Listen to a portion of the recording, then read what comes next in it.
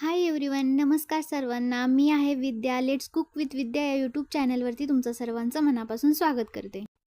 तर आज आपण पाहणार आहोत गव्हाच्या पिठाच्या कापण्या कशा बनवायच्या ते. तर कापण्या ह्या फक्त गव्हाच्या पिठाच्याच नसतात, तर त्या बाजरीच्या आणि मिक्स पिठाच्याही बनवल्या जातात.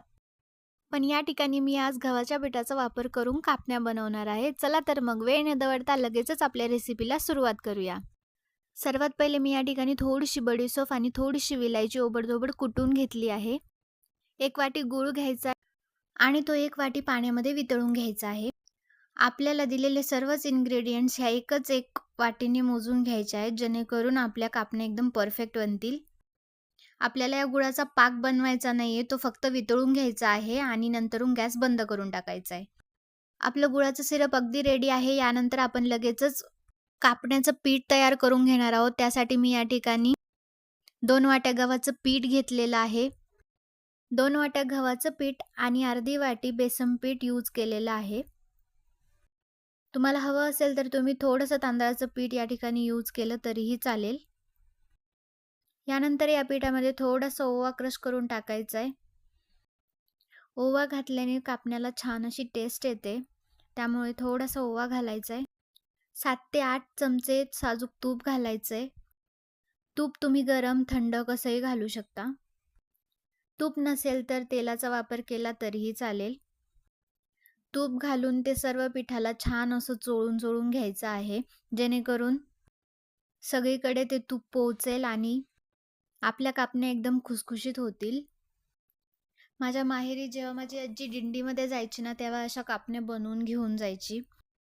10-12 दिवस ह्या कापण्या आरामात टिकतात. प्रवासासाठी खूप छान आहेत आणि मेन म्हणजे अजिबात ऑइली होत नाहीत आणि हेल्दी पण आहेत, कारण त्यामध्ये आपण गव्हाचं पीठ यूज करतो, कुठलाही मैदा यूज करत नाही.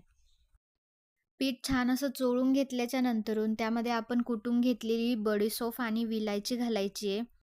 एक अर्धी वाटी तीळ घालायचे. तीळ तुम्ही तुमच्या आवडीनुसार घेऊ शकता. मला तीळ जास्तीचे लागतात म्हणून मी जास्त घेतलेत.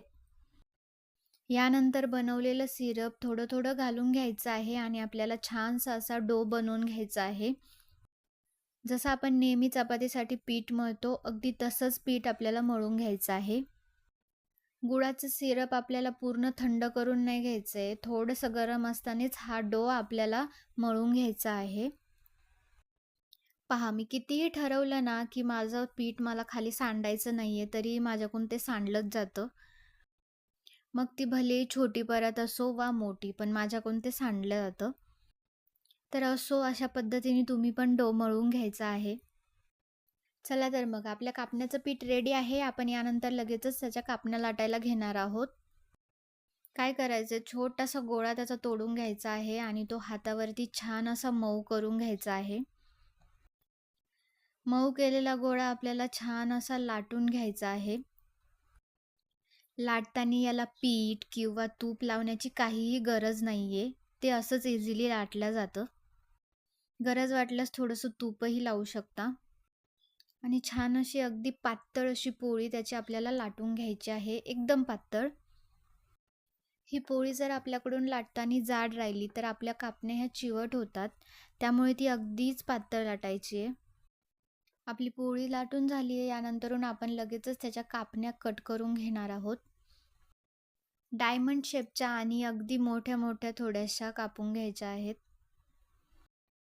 कापण्या कापून झाल्याच्या नंतरून लगेचच आपल्याला ह्या तळून घ्यायच्या आहेत. त्यासाठी मी या ठिकाणी कढई घेतली आहे. कढईमध्ये घातलं आहे तेल.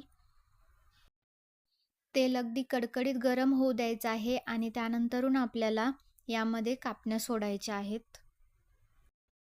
कापण्यात तळत असताना आपल्याला गॅसची फ्लेम कुठेही स्लो किंवा मीडियम करायची नाहीये, ती हायच ठेवायची आहे. जर लो किंवा मीडियम फ्लेमवरती तुम्ही कापण्यात तळल्या तर त्या चिवट होतात. त्यामुळे हाय फ्लेमवरती त्या कापण्या आपल्याला तळून घ्यायच्या आहेत. गोल्डन ब्राऊन कलर येईपर्यंत आपल्याला ह्या कापण्या तळायच्या आहेत. कापण्या तळण्यासाठी जास्तीचा वेळ लागत नाही, कारण त्या हाय फ्लेमवरती तळल्या जातात. त्यामुळे त्या खूप पटकन आणि इझिली तळतात. तळून झालेल्या कापण्या आपल्याला गरम डब्यामध्ये भरायच्या नाहीयेत, नाहीतर त्या चिवट पडतात आणि नरम पडतात. त्यामुळे त्या थंड करूनच आपल्याला डब्यामध्ये भरायच्या असतात.